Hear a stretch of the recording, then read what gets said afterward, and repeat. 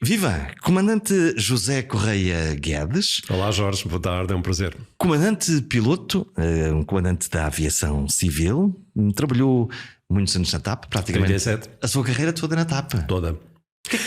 Não toda, porque eu tive emprestado por duas vezes. Uma vez estive emprestado à República Dominicana e outra vez à Air Malta, mas por períodos pequenos, Muito de curtos, meses. não é? Porque a TAP vendia-lhes aviões ou alugava e mandavam os pilotos de brinde. Claro que a gente não se importava nada, quem é que se importa de ir para a República Dominicana, por exemplo. Era uma vida boa, portanto, nessa. Vida boa, voar, ir para a praia, enfim. O que é que se sente na primeira vez em que se agarra o comando de um avião, a mancho, o volante, o comando, e o avião levanta? A primeira vez não é muito confortável. Porque, bom, como é que isto se processa? Nós voamos 12, 13, 14 horas com o instrutor ao lado e um belo dia ele diz-nos: agora vai sozinho, e fica a olhar. Agora é que é. Agora é que é. Isso tem dois tipos de emoções. Primeiro, um certo stress. Será que eu sou capaz? Pela primeira vez olho para o lado e não vejo ninguém. E depois uma enorme alegria, ou seja, consegui, portanto já sou capaz de voar sozinho. E portanto são as duas emoções um bocado contraditórias, portanto uma de grande responsabilidade e outra de grande prazer. No meu caso particular, pouco depois de ter sido largado, que é como se chama na gíria aeronáutica, a primeira vez chama-se largada. Ser largado. Ser largado.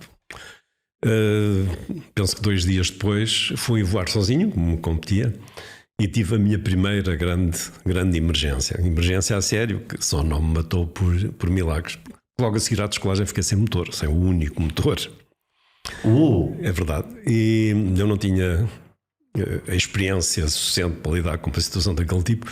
Em todos os aviões, a fase mais crítica do voo é sempre a descolagem, porque o avião vai pesado, vai carregado de combustível, os motores não vão no regime máximo, mas muito perto disso, portanto qualquer falha de energia levanta sérios problemas. Portanto nós treinamos isso em simulador muito frequentemente. Agora um maçarico, como nós dizemos em linguagem aeronáutica, com 15 ou 16 horas de voo, que era o meu caso, não está preparado para uma situação dessas. E no meu caso correu muito bem. O que é que aconteceu? Está dentro do avião? Que avião é que era? Era um Piper Cherokee, um monolugar um avião, um monomotor de treino,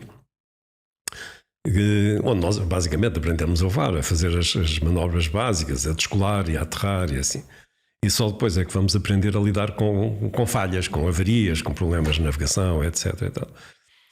Nesse caso eu consegui trazer o avião de volta para a pista, aterrei, não parti o avião, não parti nada. O meu medo era que, aliás, pouco depois de ter aterrado, a minha preocupação principal, eu não vou dizer a palavra aqui, mas já fiz janeira, portanto a culpa só pode ser minha, porque sou um nabo, não percebo nada disto, e o meu curso vai acabar aqui, lá se vai o meu sonho de ser piloto da TAP e não sei o quê. Mas não, pelo contrário. Portanto, aquilo foi uma avaria no motor. E depois, um episódio muito curioso, eu só comecei a ter medo. Portanto, nestas fases não tive medo enquanto durou a emergência, até porque não tive tempo, porque aquilo foi tudo tão rápido. Mas, entretanto, fui falar com o diretor da escola, que me deu um grande abraço, os parabéns e assim. E só passado para aí uma hora é que comecei a sentir borboletas no estômago e as pernas a tremerem. Esse é um fenómeno que me acompanhou ao longo da vida, ou seja, enquanto duram as crises, não tenho tempo, não há tempo a pensar na crise. Em princípio, quando nós estamos dentro de um avião e a voar, o medo é uma espécie de quê? De seguro de vida? O medo não existe na altura. Eu tive 2 ou 3 episódios com avarias sérias no avião e uma delas com o sequestro, fui sequestrado, portanto já conhece a história. Mas isso não é propriamente uma avaria, é uma situação... Eu conheço, mas as pessoas que nos estão a ouvir podem não conhecer a história do sequestro. É uma situação invulgar, mas não é uma situação de avaria em que esteja a perder um motor ou perder os comandos de voo do avião. Assim. Felizmente, nas poucas experiências que tive de situações difíceis, enquanto durou a crise não tive tempo para pensar em absolutamente nada. Uma das vezes, foi aqui perto de Lisboa, só comecei a ter medo quando cheguei a casa. Só em casa é que a descarga da adrenalina, todas aquelas emoções, só aí é que realmente chegou o medo. Porque enquanto dura a crise, eu acho que isso que é uma bênção, porque nós não podemos estar a lidar com o medo enquanto temos que lidar com uma crise. Não é? E ganha consciência disso? Se eu tenho consciência de quê? Sim, depois quando chega a casa e vai dormir Não é fácil, porque aí tivemos uma descarga de adrenalina, o nosso corpo está o coração a bater, está a adrenalina a circular, aí vai ser difícil ir para a cama e dormir imediatamente. E depois estamos a processar o que é que aconteceu, o que é que podia ter acontecido, etc. O que é que eu fiz, o que é que eu não fiz, o que é a minha responsabilidade, o que é que não é? Também, muito embora nos casos que me tocaram, dava para ver, obviamente, que o problema não era comigo. Quer dizer, eu tive que resolver o problema, mas o problema foi causado por alguém que não eu. Isso até certo ponto é tranquilizador. Agora, a emoção, porque nós não temos que lidar só connosco, nós temos 100, 200, 300 pessoas lá atrás. E isso pesa? Muito. Não é uma coisa que esteja permanentemente, obviamente, se não enlouquecíamos, né? Mas está sempre lá atrás, está sempre no cérebro lá atrás, que não estamos sozinhos, temos 200, 300, às vezes 400 pessoas ao nosso cargo. Portanto, isso tem um peso, está lá sempre, faz parte da nossa vida, faz parte do stress com o qual nós nos habituamos a viver. Portanto, a nossa profissão é uma profissão de grande stress, porque essa é uma das razões. Portanto, está lá sempre. Portanto, temos uma quantidade de vidas a cargo, não podemos falhar, os erros na aviação pagam-se caro, não é? E de qualquer forma é uma coisa que todos nós gostamos, acho eu. Todos os que andam nesta profissão, toda a gente gosta disto, desta carga, deste peso. É fatigante, claro que é fatigante. Eu senti um grande alívio quando deixei de voar, quando atingi o limite de idade. Alívio, não estraguei nada, não matei ninguém. Não, mas é verdade. É também um momento de emoções contraditórias. Por um lado é cortar umas asas, não voo mais. Por outro lado é pensar, olha, cheguei ao fim, tudo direitinho, tudo correu bem, não tenho problemas na consciência, não parti nem uma lâmpada, não parti nada. Cumpri a minha missão. Cumpri a minha missão, ninguém morreu por minha causa, pelo contrário, ajudei a salvar algumas vidas. Aqui estou a falar de aterragens de emergência médica, né? Portanto, coisas que... Pessoas que têm algum problema cardíaco ou que se sentem mal e que é preciso aterrar o avião. Que é preciso aterrar imediatamente. Portanto, obviamente isso faz parte das nossas obrigações, portanto não é um mérito, faz parte, está escrito, temos que fazer isso. E fazemos sempre na expectativa que as coisas corram bem. Fale-me do sequestro, conte-me essa história. A história é muito demorada, vamos passar o resto da emissão a falar no sequestro. Não, vamos lá. Como é que... Qual foi a primeira informação que tem, no fundo, é isto? A primeira informação que eu tenho é um indivíduo entrar pelo cockpit dentro, logo a seguir à descolagem, e apontar uma pistola à cabeça. Nós éramos 3 no cockpit, comandante, copiloto, eu era o copiloto, e o flight engineer, isto era um Boeing 727, ainda tinha o flight engineer. E imediatamente a seguir à descolagem, o rapaz, porque via-se que era um jovem, armado, entra pelo cockpit dentro, aos gritos. Vamos para Madrid. O voo era de Lisboa para Faro. E era um voo doméstico. E acabamos em Madrid. É preciso pôr isto um bocado, contextualizar isto para a época. Isto é a época dos sequestros dos aviões. Das Al-Fatahs, dos Baader-Meinhof, desses grupos todos que aterrorizavam o mundo, dos desvios de aviões para Cuba. Portanto, isto é 1980. Portanto, havia muito era um fenómeno que estava, não vou dizer todos os dias, mas quase todas as semanas nas notícias. E quando aconteceu, nós em Portugal pensamos sempre que estamos imunes a este tipo de coisas, que ninguém nos liga, ninguém nos quer atacar. E assim. Alguém lá quer saber do Tuga, que agora que ele pensou a fazer aqui esta brincadeira ou esta partida, mas não, o contexto era de... O contexto era esse e a primeira impressão que eu tive é que aquilo era uma brincadeira, alguém está a gozar connosco, né? Ninguém nos quer atacar, não há nenhum grupo terrorista que nos queira atacar. Isto é uma brincadeira de mau gosto, mas é uma brincadeira. O rapaz português falou em português? Falou em português. E passado algum tempo percebemos então que era a sério, portanto, que estávamos a ser sequestrados. E como mandam os livros, e aquilo que nós fizemos é simplesmente obedecer sempre para não corrermos o risco de haver um disparo a bordo e, para além da vítima da bala, haver também as outras vítimas. Um disparo num avião, o avião carrega 7, 8, 10 toneladas, no caso dos aviões grandes, 50 toneladas de combustível. Portanto, não há espaço para ideias heroicas nem para... Não. Obedecer. O mantra é obedecer. Pensar nas vidas que estão lá atrás, ao nosso cargo, obedecer, fazer tudo. Não excitar o sequestrador, neste caso. E aí, várias coisas tivemos que fazer. Mudar de rota, obviamente, já não podíamos ir para Faro. Eu ainda tentei uma mentira, não temos combustível para ir para Madrid, porque ele queria ir para Madrid, mas ele tinha feito o trabalho de casa e sabia que o avião tinha combustível para ir para Madrid. E, entretanto, avisar o controle de tráfego aéreo. Não, nós não avisamos verbalmente. Como é que se avisa? Há um sistema um código que se introduz num aparelhómetro. É uma combinação de números em que os radares imediatamente são alertados que um avião está sob sequestro. Lisboa, na altura, ainda não tinha esse tipo de radar, mas Madrid tinha. E, portanto, a partir desse momento, Madrid estava informado. Sim, e imediatamente informou Lisboa, porque eles estão em contacto permanente por telefone. E, desculpa do costume, o comandante fez o discurso aos passageiros: não podemos aterrar em Faro por razões de ordem meteorológica. E estava uma daquelas noites de verão que se via da Ponta de Sagres até Vila Real de Santo António, bastava olhar pela janela, que era uma coisa fantástica. A caminho de Madrid, eu tive a primeira sensação, a primeira percepção que isto era um sequestro à portuguesa. Portanto, nós somos diferentes de toda a gente, em todo o mundo. Felizmente que somos assim. O que é uma boa notícia desde logo, não é? Uma excelente notícia é quando ele se vira para nós entretanto aflitos com papéis, a fazer contas, a mudar a rota, sei lá, a calcular. Portanto, a garantir que o voo, no fundo, mantém a sua performance normal. Então, e deu uma trabalheira, portanto, fazer um novo plano de voo, para a navegação, contas de combustível, para a aterragem, sei lá, uma série de coisas. Quando ele nos vê naquela azáfama, sai-se com esta: os senhores desculpem o trabalho que lhes estou a dar. Isto quer dizer, isto é um assalto à portuguesa, isto é um assalto tuga. Com empatia, no fundo, não é? Não, desculpem lá qualquer coisinha. Exatamente. Desculpem lá qualquer coisinha. Não, mas é quase isso. Desculpem o trabalho que lhes estou a dar.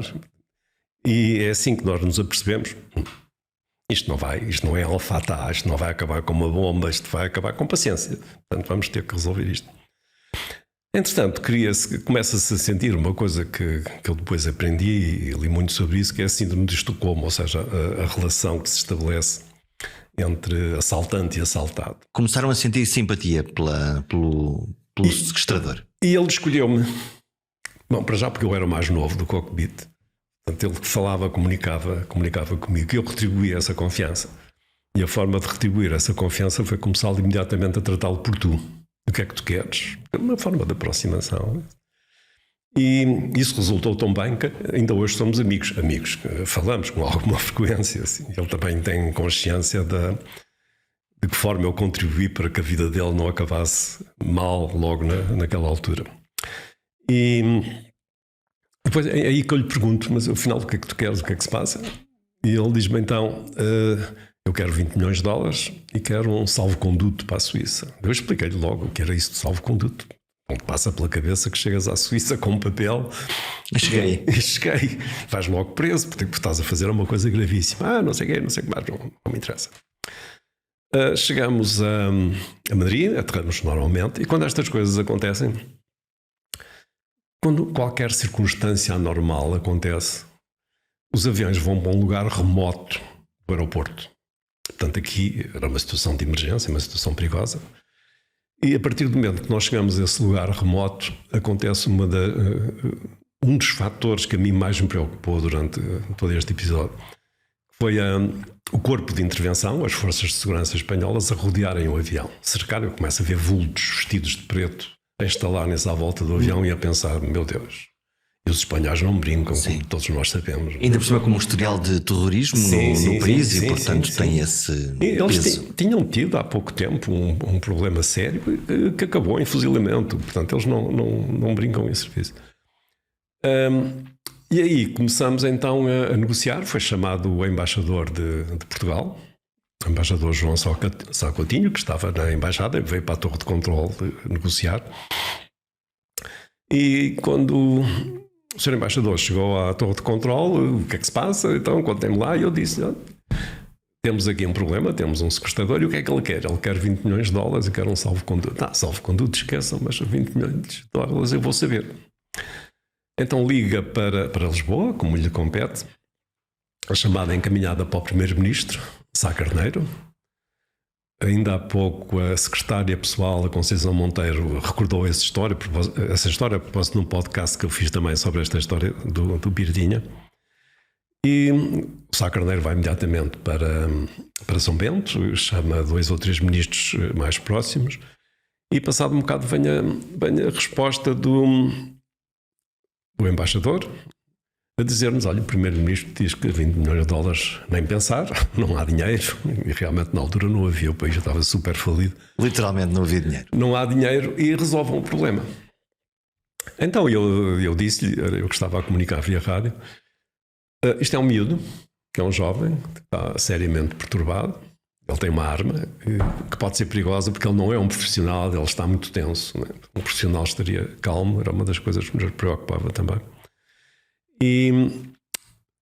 Mas nós estamos convencidos que isto com paciência se vai resolver. E assim foi. A partir de determinada altura tivemos que o colocar perante uma situação concreta, ou seja, não há comida a bordo, isto era um voo doméstico, só havia café alaranjado. Temos 80 passageiros, olha lá o que é, esta gente tem que comer, há crianças, há senhoras. E as alternativas eram mandar vir um contentor com comida, coisas assim, que é o que se faz, mas ele aí teve medo que viesse qualquer coisa dentro do contentor, ou um rádio, qualquer coisa para o E não aceitou. Mas aceitou deixar sair senhoras e crianças. E nós sabemos, é dos livros também, quando um sequestrador, quando um assaltante começa a fazer concessões, vai fazer mais. Portanto, esta é a primeira concessão. É um ótimo sinal. Portanto, os pilotos recebem treino para estas situações? Não, isto é apenas bom senso. Quer dizer, há coisas mínimas, portanto, obedecer, esse é o mantra, está em todos os livros, portanto, obedeçam, não resistam. Nunca resistir, não lutar, não combater, nunca resistir. Pensem nos passageiros, obedeçam, façam tudo para que as coisas acabem bem. Lá saíram as mulheres e as crianças? Saíram as mulheres e as crianças e no meio daquilo tudo saíram alguns homens também, que apanharam a porta aberta e tumba. Aqui. E ele reparou nisso, depois deu um grito, fecha a porta. E aí depois, como eu lhe disse, há aqui um fator que é muito relevante, que foi o facto de ele me ter escolhido como comunicação, como interlocutor. Olhos nos olhos? Olhos nos olhos, somos nós que falamos. O comandante, que era mais velho, percebeu isso tudo e disse-me: negocia, está contigo, faz o melhor que puderes, quando for preciso. Lá está o valor humano da empatia, eu escolhi-te, eu trato contigo, eu estou. Sim. No fundo, estamos juntos nesta conversa. É a síndrome de Estocolmo. A síndrome de Estocolmo é isso mesmo, ou seja, o sequestrador, o sequestrado que sou eu sei que a minha vida depende dele e ele sabe que a saída dele depende de mim. Portanto, eu sou uma porta semi-aberta para ele poder escapar daquela atrapalhada onde se meteu. Portanto, essa corrente existe. Como eu lhe disse, é muito forte, ainda hoje perdura, ao fim de 40 e tal anos. E aí, então, eu tive uma ideia, já que depositaram em mim essa confiança, e faço-lhe uma proposta para resolver o problema. E a proposta é a seguinte: meu pai é juiz, é verdade, é juiz do Supremo, e se entregares a arma e as balas, vamos para Lisboa, eu peço ao meu pai, isto é Portugal, portanto a cunha, o jeitinho, a ajuda, eu conheço alguém. Isto é Portugal no seu melhor, portanto eu vou falar com o meu pai, tu vais ver que as coisas se compõem. Então, ele não ficou muito convencido na altura, portanto era uma porta que se entrevia. Mais tarde acaba por deixar sair os outros passageiros, lá está, portanto uma vez feita a primeira concessão, a seguir vêm as outras, e depois dá-se aquilo a que eu chamo uma telenovela mexicana de quinta categoria, que somos nós os dois no cockpit a negociar o fim daquilo tudo, ele a chorar porque não sabe como é que vai sair daquilo. Eu também de lágrima no olho, a mostrar-lhe a fotografia da minha filha. Isto nem se devia contar. Eu tinha uma filha pequenina. Olha, esta é a minha filha. Vamos resolver isto. Vamos encontrar uma saída. Vais ver que em Portugal o padre da freguesia, o teu professor, toda a gente vai dizer que tu queres um bom rapaz. E eu, entretanto, perguntava-lhe: mas porquê é que fizeste isto? Porquê é que queres fugir? E ele dizia: mãe, porque o meu pai tem uma péssima relação com a minha mãe e depois tem isto, tem aquilo. Eu não vou entrar em detalhes. E eu dizia-lhe: mas já imaginaste se todos os miúdos em Portugal com problemas como tu tens, de mau ambiente familiar, desatassem a assaltar aviões? Isto era um inferno. Não conseguia viver. E então acabei por fazer o último acordo, que era: tu dás-me as balas, dás-me a pistola e as balas, obviamente, e eu à chegada declaro à polícia que a arma estava descarregada. Pensando eu, mal, mas pensando eu que isso seria atenuante para o crime. Ou seja, isto é uma brincadeira, a arma estava descarregada, ele não queria matar ninguém. Não sei. Ele não mataria ninguém no fundo. Ele não mataria ninguém. Essa negociação demorou um bocado, porque ele deu-me 7 balas, eu penso que esta arma que tem 8. Eu fui militar, estive na guerra em Angola, fui militar, miliciano. E disse: espera lá, isto não está certo. Portanto, falta aqui falta aqui uma bala. Tu estás-me a enganar. Falta aqui uma bala. Não, esta é para mim, eu vou acabar aqui, não sei o quê. E aí começa eu de lágrima no olho: não faças isso, tu és um puto, tens 17 anos, tens não sei o quê, não sei o que mais. E ele acaba por ceder e dá-me então as balas e a arma. Nós aí voltamos a mentir, ou melhor, volto eu a mentir, passei a noite inteira a mentir, a dizer aos espanhóis que queríamos partir para... O avião continuava sob sequestro, queríamos partir para um lugar desconhecido. Porquê?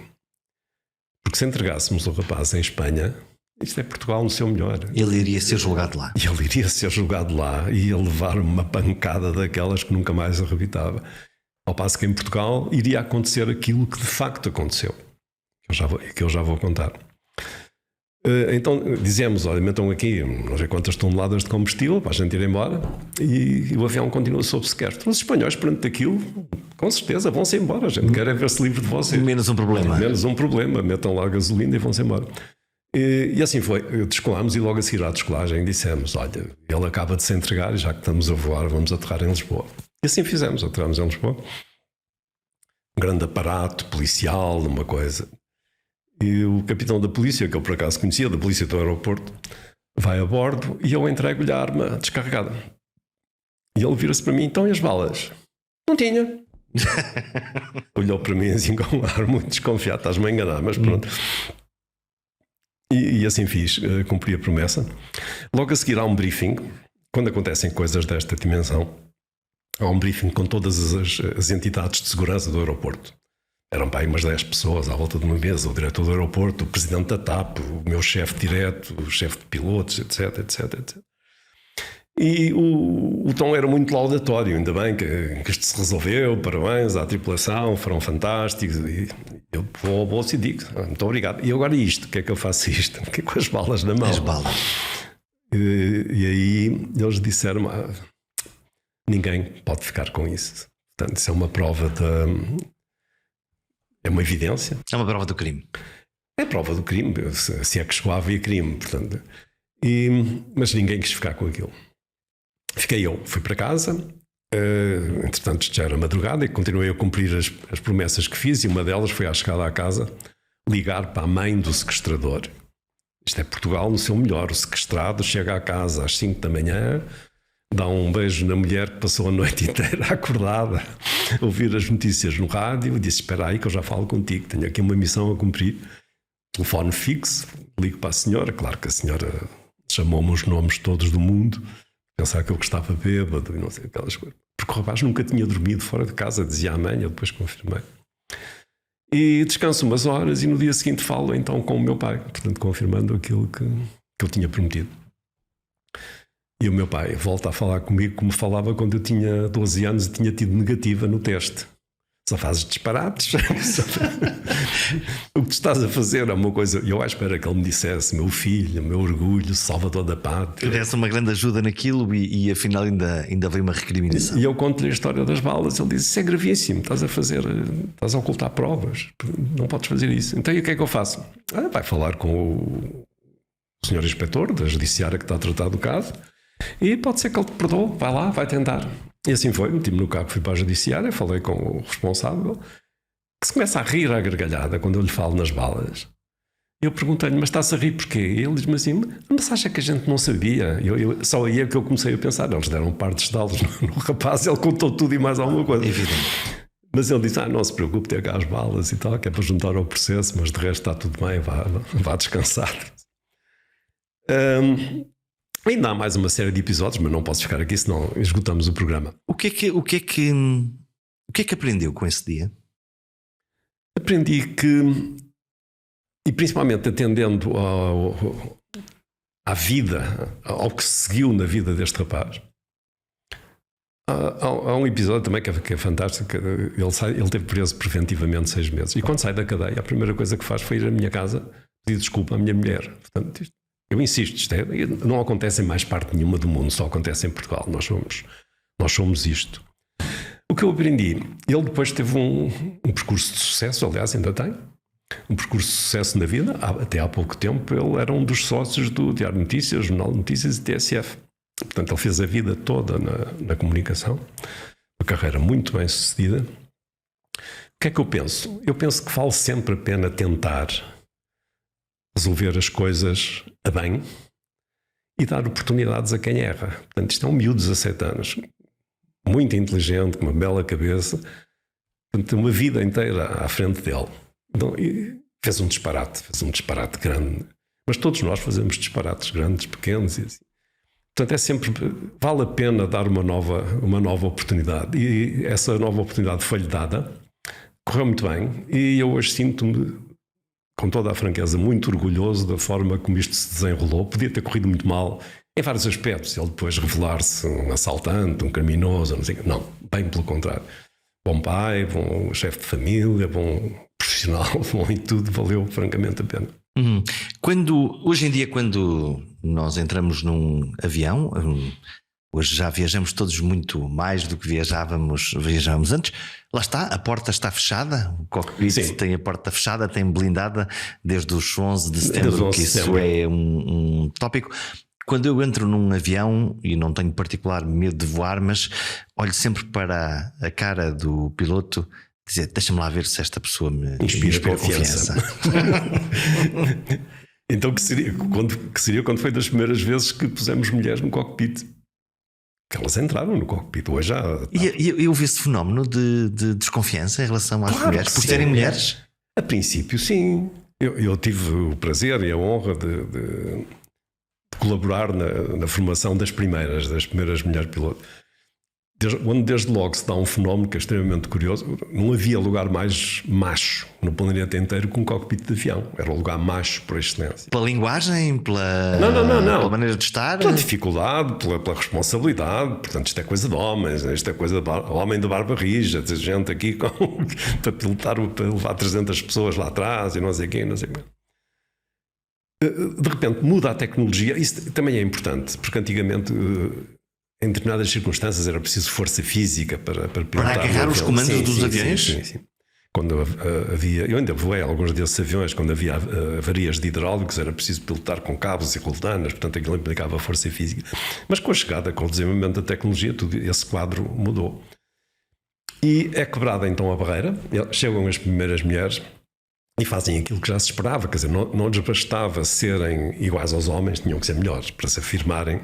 Que diabo, é sempre a mesma coisa. Sempre a mesma coisa, têm que ser melhores, revelaram-se melhores, excelentíssimas profissionais, aquelas que eu conheci, e tiveram carreiras brilhantes por aí fora.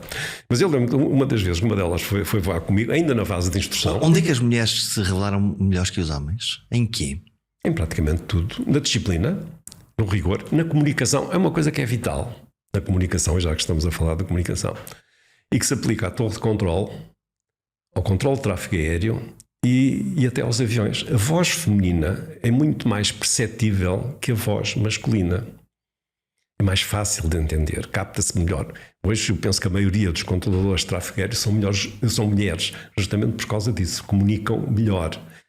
A tonalidade da voz feminina é mais facilmente... Por exemplo, a minha voz é bastante grave. Às vezes há pessoas que têm dificuldade em entender o que eu digo. Eu procuro falar devagar, assim. Mas a voz das mulheres funciona perfeitamente a nível de comunicação. E depois, a nível de disciplina, as mulheres são mais rigorosas. Eu tenho 2 filhas, nunca foi preciso obrigá-las a estudar, porque elas estudavam naturalmente. Se tivesse tido 2 rapazes, as coisas não iam ser tão fáceis, tenho a certeza. Portanto, há uma dedicação, no fundo, àquela área, neste caso de especialidade, que é pilotar um avião. E depois sentirem que estão a quebrar uma barreira. Ou seja, se eu falhar, muitas outras vão falhar. Portanto, elas estão, as que vão à frente, principalmente, e sabem que estão a ser observadas. E como é que foi treiná-las?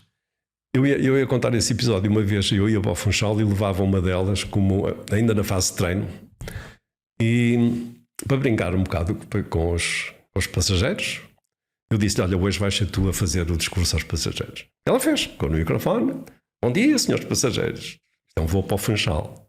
Depois eu perguntei à chefe de cabine: então os passageiros como é que ficaram? Uma mulher. Que eu, para o Funchal. O aeroporto de Funchal, oh meu Deus, não é? Não sei.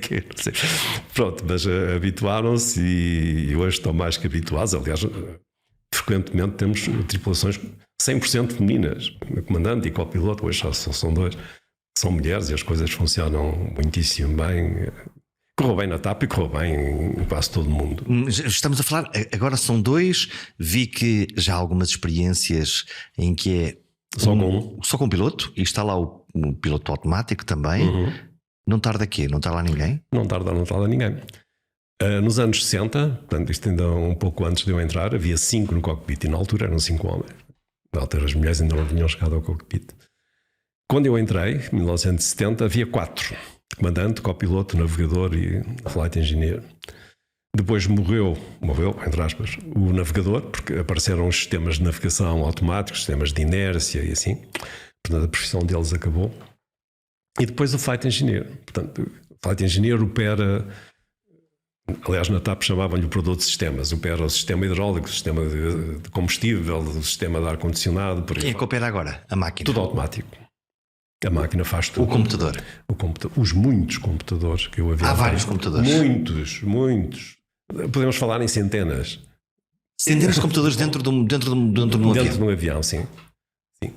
Porque cada elemento, cada comando de voo, cada sistema é controlado, é monitorado por um computador. E como se isso não bastasse, a tarefa ainda é mais facilitada porque há um computador central que monitora todos os outros. Portanto, há o grande computador que é uma espécie do pai deles todos. E que vai vendo o que é que cada função está a fazer e se está a fazer bem. Exatamente. Vigia-os a todos e em caso de avaria ele anuncia: falhou isto, aquilo, aquele outro, diz-nos a nós e dá-nos o checklist correspondente. Portanto, para resolver o problema, faz isto, faz aquilo, faz aquilo outro. Portanto, esse sistema de vigilância é permanente. Isso não é confiar demais em máquinas? Não. Postas as coisas de outra maneira, que é... essa ideia de que a máquina voa sozinha não o assusta? Não, porque eu aprendi quando eu comecei a voar, nós tínhamos que conhecer o avião de uma ponta à outra. E porquê?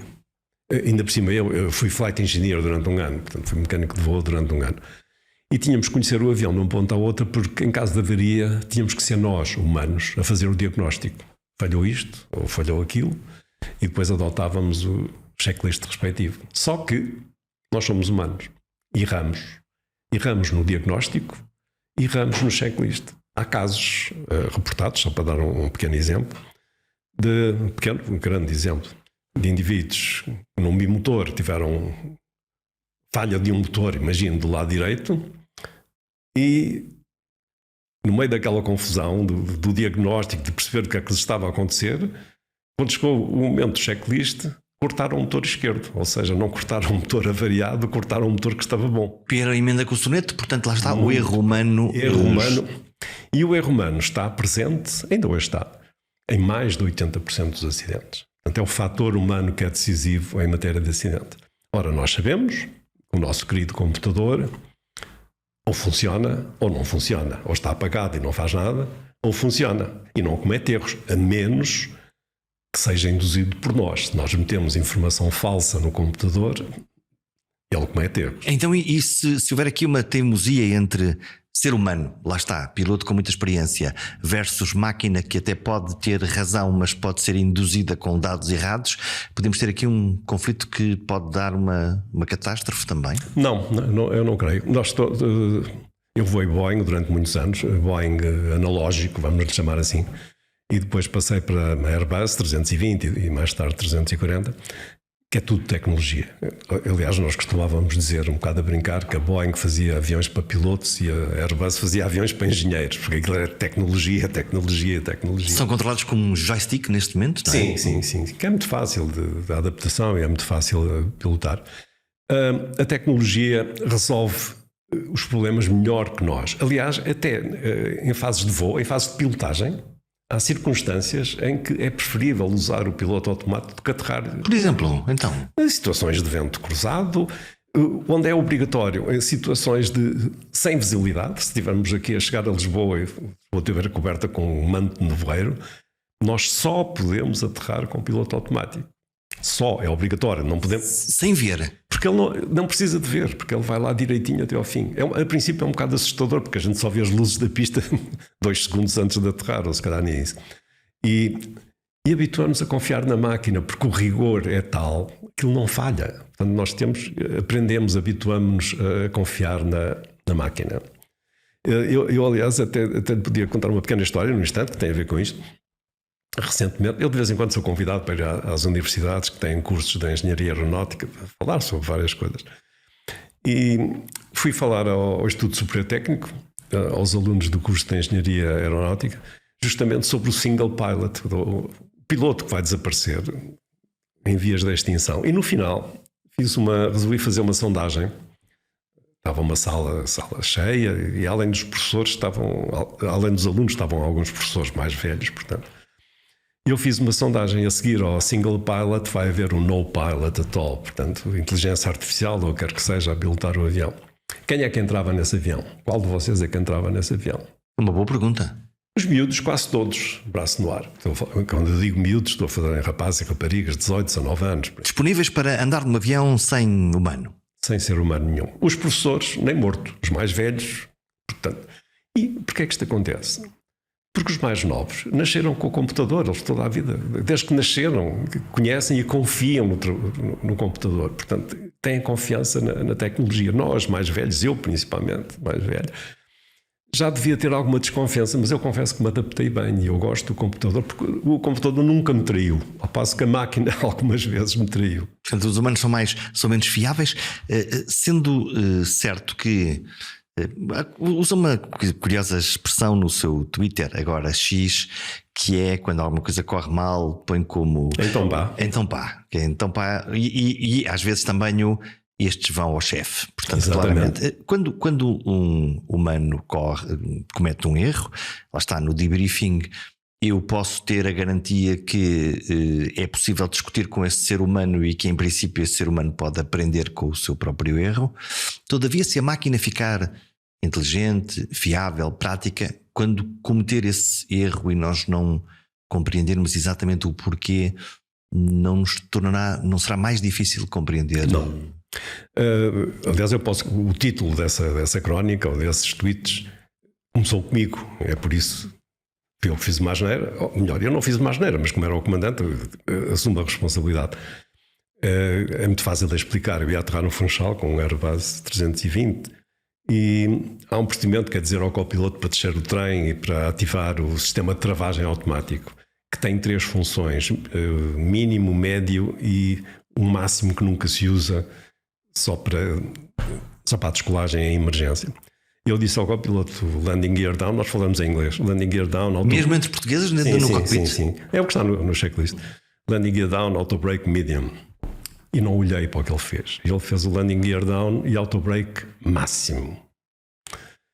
Quando eu aterrei, o avião parou, parecia que tinha largado uma âncora. Aquilo dispara um sistema de travagem máxima. Aquilo agarra a pista. É uma travagem de emergência. que é usada normalmente na descolagem. Só é usado na descolagem no caso de haver uma avaria séria na descolagem, que é preciso travar o avião antes do fim da pista. Aquilo ativa, rebentam os pneus, mas o avião fica na pista. E foi o que me aconteceu, rebentei os pneus. E no dia seguinte fui ao chefe. O chefe mandou-me um recadinho, anda cá que eu quero falar contigo. Sim, chefe. E quando abri a porta, então pá, eu disse, olha, depois foi assim, aconteceu. Portanto, há um controle permanente sobre os pilotos, existe um chefe de pilotos, os sistemas do avião registram tudo aquilo que nós fazemos, quer as vozes, quer a parte de voo propriamente dita, os instrumentos e altitudes e motores e não sei o quê, não sei o que mais. Portanto, é quase impossível esconder os disparates que fazemos. Agora, nós aprendemos, com os erros aprendemos sempre. O importante é não repetir o mesmo erro. Agora, o erro faz parte da nossa formação. Eu fartei-me de estudar, aliás, ainda hoje estudo, mas quando estava no ativo, éramos obrigados a estudar os acidentes dos outros. Porque isso é que o que tem de extraordinário a aviação civil é que se aprende com o erro, mas também com o quase erro, com a possibilidade de que se vê o que vai acontecer este erro e que foi evitado à última hora. Muito, aprende-se. Esse nunca mais vamos repetir. Essa asneira que fizemos que nos pegou um susto, essa de certeza que não vamos. Essa ficou marcada no coração. Não fica todos, ou então somos inconscientes, né? Aprendemos com os erros e agora há ocasiões em que se cometem erros que nós não temos tempo de nos arrepender. Aí quando acontecem os acidentes, portanto, há coisas que são completamente inexplicáveis. Portanto, e nós temos. Há programas de simulador que nós estudávamos relacionados com acidentes graves que aconteceram. Portanto, aprender o mais possível com os erros, o que é que aconteceu, o que é que foi feito que não devia ter sido feito. E até reproduzimos em simulador como é que o avião se comportou, o que é que era possível fazer. E isso levar-nos-ia aos casos da Boeing, de que tanto se tem falado, mas acho que não vamos ter tempo para isso. O que é que está a acontecer na Boeing? Dois grandes fabricantes, a Airbus e a Boeing, e subitamente um grande fabricante, a Boeing, começa a ter sucessivos problemas mecânicos, técnicos, de coisas que aparentemente são quase impossíveis numa empresa que produz aviões desde há dezenas de anos. A Boeing, eu tenho falado sobre isso recentemente, a Boeing foi durante décadas, estamos a falar dos anos 60, 70, até parte de 80, dona e senhora do mercado. Portanto, a Boeing tinha uma posição dominante no mercado da aviação comercial. Eles também têm uma componente importantíssima da aviação militar, mas era a força dominante no mercado da aviação comercial. Depois havia os concorrentes, que era a Douglas, que fazia os DCs e assim, mas acabou por ser absorvida pela Boeing, a Lockheed, que também não resistiu muito. Portanto, era quase um monopólio. A Boeing quase que tinha um monopólio e tinha fantásticos aviões. O 737 que eu voei, o 727, 707, que é o primeiro deles todos, que faz viagens intercontinentais a jato. O 747, que é a rainha dos céus, portanto, esse que todos conhecemos. Fantásticos aviões em todos os aspectos. E de repente acontece um cataclismo. Aparece a Airbus, aparece um concorrente. Primeiro com um avião assim, que era o Airbus A300. Depois teve uma versão de maior alcance, que era o 310, que nós tivemos na TAP também. Mas depois vem o avião que muda tudo, que é o Airbus 320, que é um avião de tecnologia completamente diferente. É um avião fly-by-wire. O que é que isto quer dizer? Não há cabos, não há roldanas, não há nada. Todos os comandos são eletrónicos. Tudo aquilo é eletrónico, são impulsos eletrónicos. Isso permite reduzir o peso e permite aumentar a eficácia. Os comandos são cada vez mais eficazes. O avião é muito fácil de pilotar, a manutenção é mais fácil também. E são aviões francamente mais económicos. Portanto, é um choque no mercado. Aparece um avião desses que vai revolucionar a aviação comercial. E a Boeing não tem concorrente. Tem o 737, que é um avião parecido, mas que já tem uns anos em cima, é uma tecnologia dos anos 60 e que não pode competir diretamente. De maneira que vão fazendo, em vez de investir em trilhões, porque o novo avião custa trilhões de dólares ou de euros, investem no desenvolvimento do que tinham. Em vez de investirem, porque isso os vai impedir de distribuir dividendos e bónus pelas administrações, portanto um investimento gigantesco que vai limitar os prémios dos administradores e dos acionistas, vão remendando aquilo que têm, vão remendando 737. Nunca é uma boa política. Nunca é uma boa política. Tem sido uma sucessão de desastres, até literalmente, que tem vindo a acontecer. Há uma coisa curiosa que é, este é um exemplo, poucos se calhar, de que a tecnologia europeia conseguiu suplantar não só a norte-americana, como também os chineses também não apareceram em força ainda. Estão a começar agora. Eu não iria tão longe. A tecnologia europeia é excelente. Neste momento os aviões Airbus é de longe, qualquer avião Airbus é de longe os melhores que estão aí no mercado.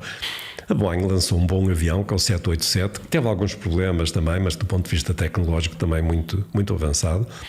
Os grandes problemas que eles têm agora é o avião de médio curso, o 737, que eles não têm avião para competir. E foram criando esses remendos justamente para distribuírem enormes dividendos pelos acionistas, enormes bónus pelos administradores. E como é que eles conseguem isso? É, como eles dizem, cutting corners, economizando em tudo, portanto vão poupar nisto, naquilo e naquilo outro. E quando isso acontece, as consequências são severas. O que eles fizerem com o 737 MAX é um atentado ao bom senso, para já um atentado a uma série de vidas, morreram centenas de pessoas. É uma coisa de uma irresponsabilidade total e que deu cabo da imagem da Boeing. Portanto, a Boeing hoje tem um problema sério de confiança, não é? De confiança. Há passageiros que não entram num Boeing. É excessivo, eu sei que é excessivo.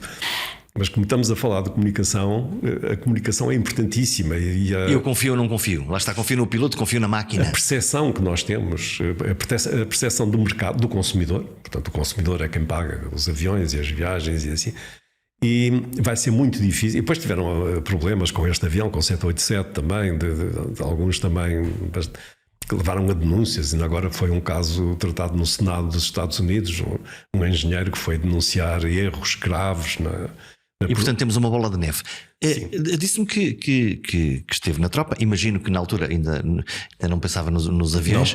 Fascina-me sempre duas coisas. Hoje falam-se dos F-16 que vão para a Ucrânia e eu olho e vê-se nas notícias mais de 6, 7 meses para treinar pilotos militares só para os adaptar a operar aquele tipo de aviões. Tanto tempo para treinar alguém que já é piloto, para passar apenas para um novo avião, uma nova tecnologia?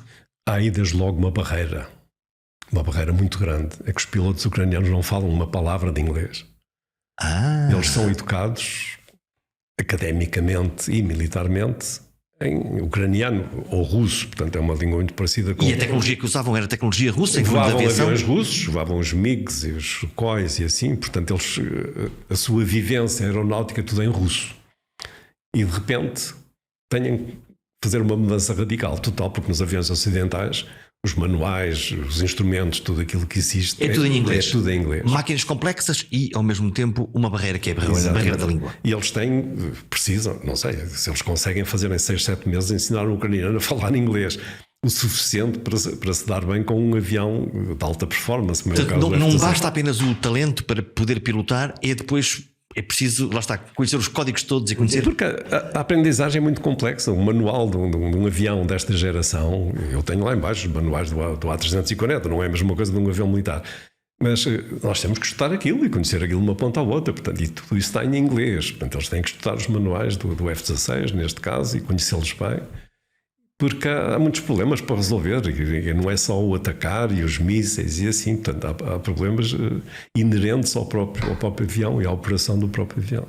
O que significa que cada vez que nós olhamos para a tecnologia militar, não consigo deixar de pensar que um avião militar é feito para destruir coisas, para destruir alvos, para destruir seres humanos. Sim.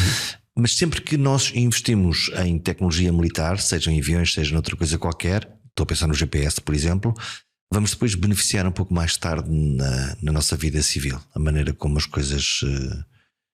Claro que sim. E eu ainda há dias estive a fazer uma conferência sobre a viagem a Macau.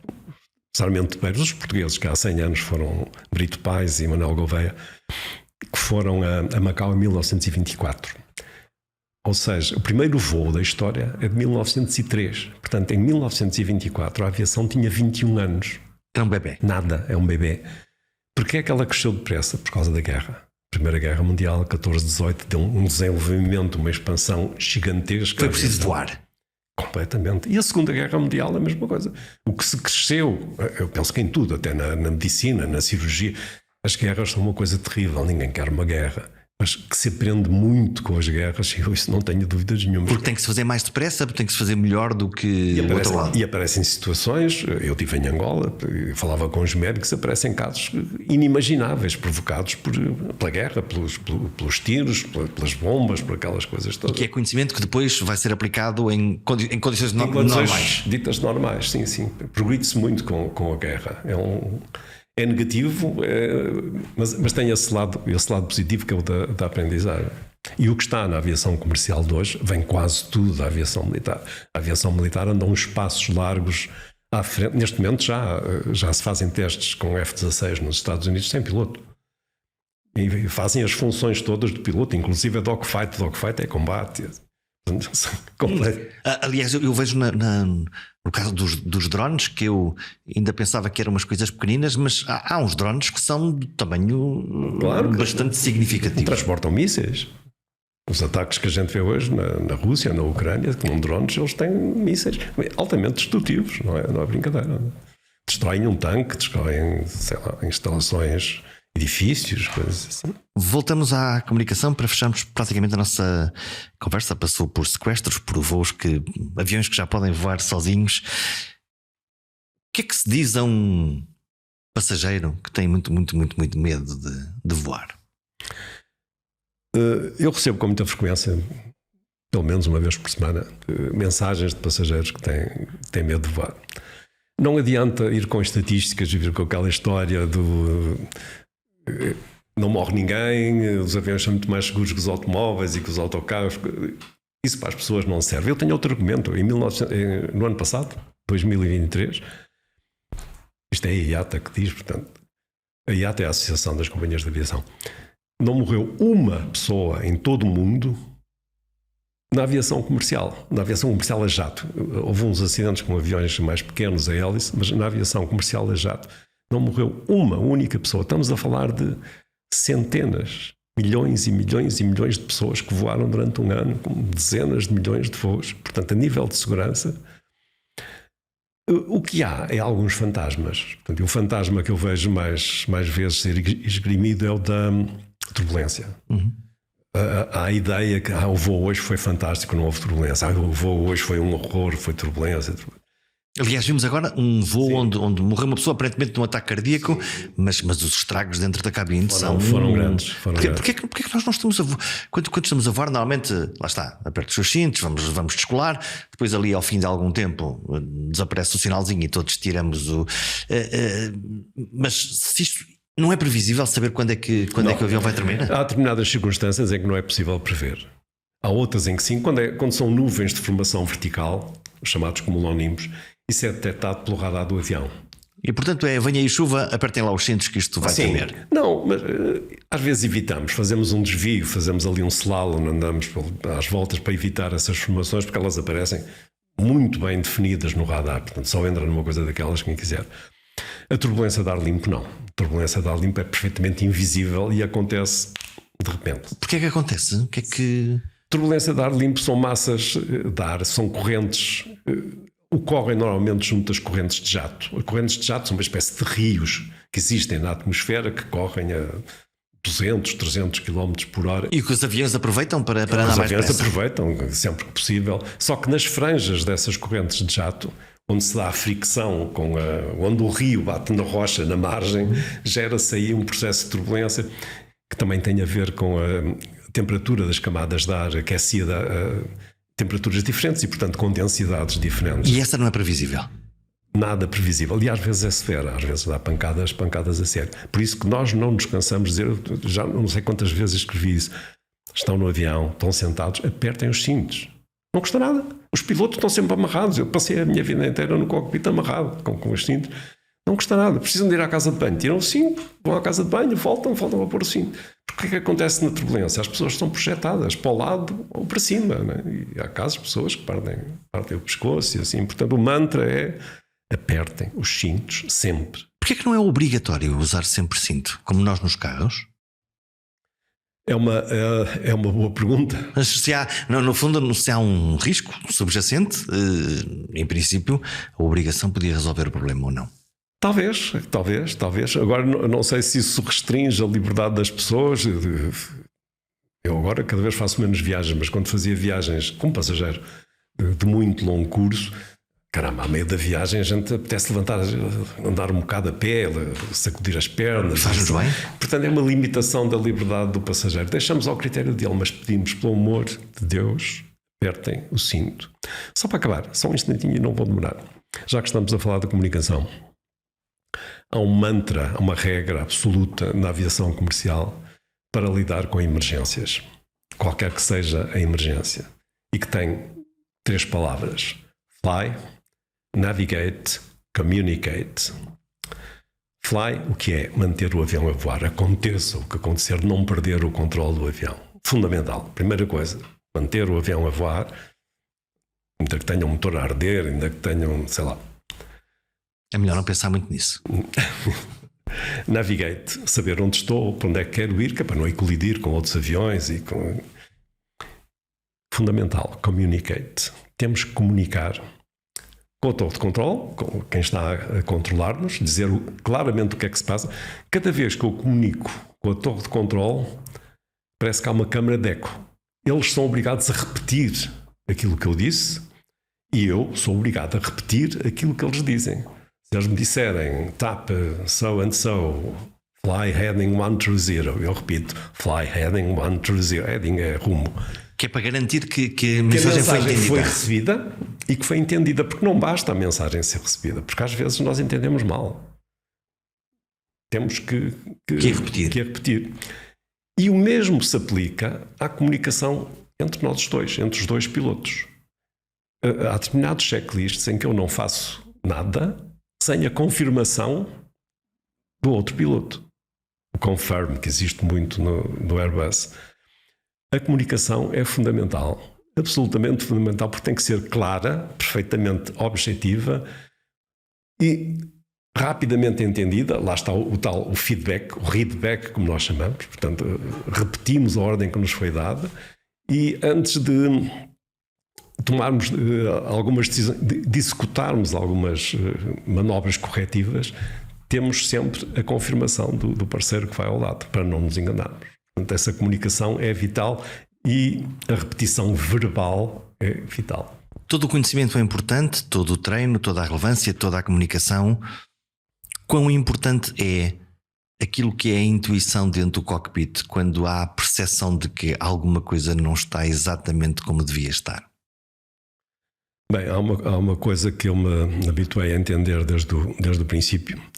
A aviação, qualquer aviação atual, no passado não seria assim. Não há lugar à criatividade. Portanto, tem que ser tudo rigorosamente by the book. Não há imaginação, não há criativos, é fazer o que está nos manuais. Quanto mais aborrecido, melhor. É aborrecido, mas tem que ser assim. Às vezes perguntam-me, deve ser a pergunta que mais me fazem: qual foi o avião que gostaste mais de voar? E eu digo, olha, foi o Boeing 737-200. Era um avião pequeno, tecnologia dos anos 60, que se pilotava com mãos, com pés, com o rabo. Eu quando digo o rabo é porque a sensação, a sensação de subir ou descer, portanto sente-se muito aqui em baixo, e das acelerações laterais e assim. Chegamos ao Airbus e isso desapareceu tudo. Portanto, a pilotagem ali toda, para já, que eu disse, é feita através de computadores. Portanto, todos os movimentos são modulados, tudo aquilo é regulado. É um bocado frustrante. Eu, a princípio, sentia isso. Eu gostava de pilotar, e como a maior parte dos meus colegas gostam de pilotar, perdi um bocado desse gozo da pilotagem manual, que era realmente o que dava prazer. Hoje as coisas são muito mais seguras, hoje não há acidentes, né? Justamente por causa disso. E eu iria quase até ao ponto de dizer que, até porque isso vai acontecer, portanto, retirando o humano da equação, isso vai acontecer a prazo, já não será para a minha vida, esse caso também não para a de Jorge, mas retirando o humano da equação, a aviação vai ser cada vez mais segura. Hoje é muito segura, hoje deverá andar-nos, não sei, na minha estatística pessoal é 95% segura, um dia vai ser 99%, não vai ser 100%, porque nada é 100%. Comandante José Correia Guedes, muito obrigado. Foi um prazer. Ficava aqui mais uma hora. Muito obrigado.